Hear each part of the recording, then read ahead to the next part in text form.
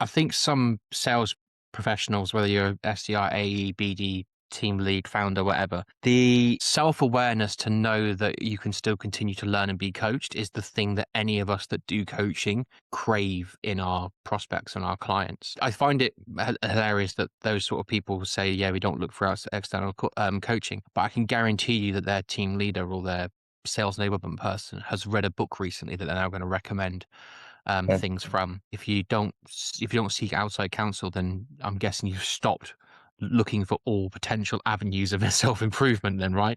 Because you've got it all nailed. Can you write a book for us to read if you're so good at what you do? But we can't slap them in the face with that. We need to get them to sort of realize it. And we are all inherently, human. And sometimes phrasing things a different way just makes the penny drop. And you could say, you or 10 other people could say to someone 10 different ways the same thing.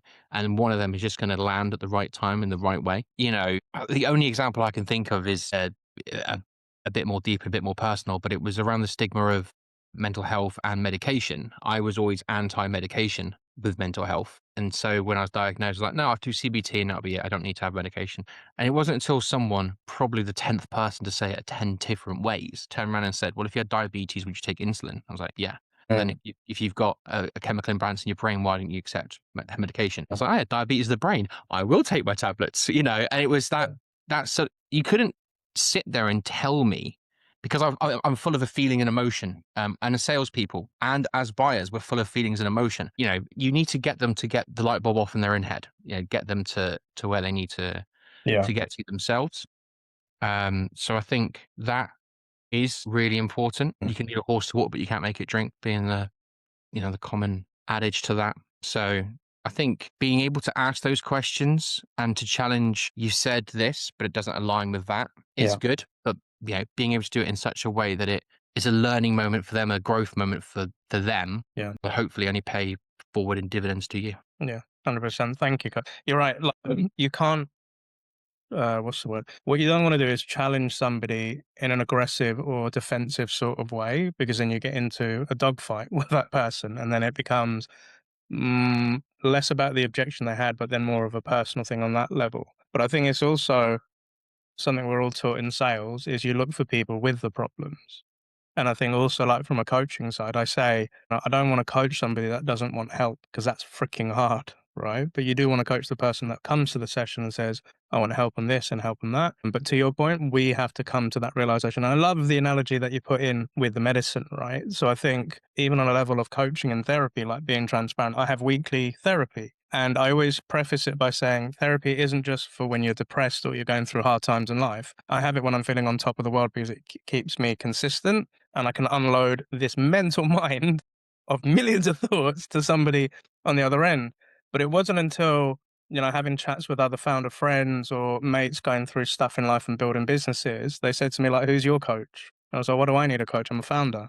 And it wasn't until I realized there were other people that are getting stuck and then finding those people, but now finding somebody who's a therapist, but has built his own business. He sells coaching, obviously for mental health, but I've learned a hell of a lot from him. And I'm like, I wouldn't give up Dave. Like I have Dave in my calendar every Tuesday. And I'm like, I need him. And sometimes I'll come to those sessions, be like, it's like, Neil, so how are you? And it could be like, yeah, do you know what? Everything's fine. Don't really know if we're going to have a full session today.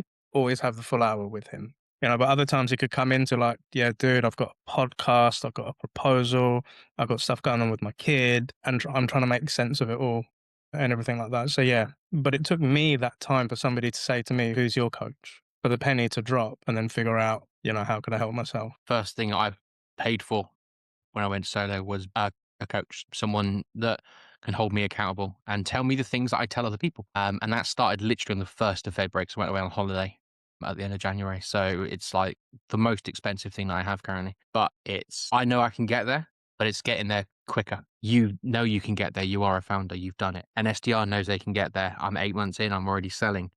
Yeah. Yeah, but not I can get you to President's Club quicker, but expanding your horizon will get you to President's Club quicker if that's what you want. Whatever the goal is, and not everyone wants President's Club. It might be earn enough money to ensure that your wife doesn't have to continue working. You can be a one-income household, whatever the motivation is. So, yeah, no, spot on, mate. Well, thank you very much, coach and coaches.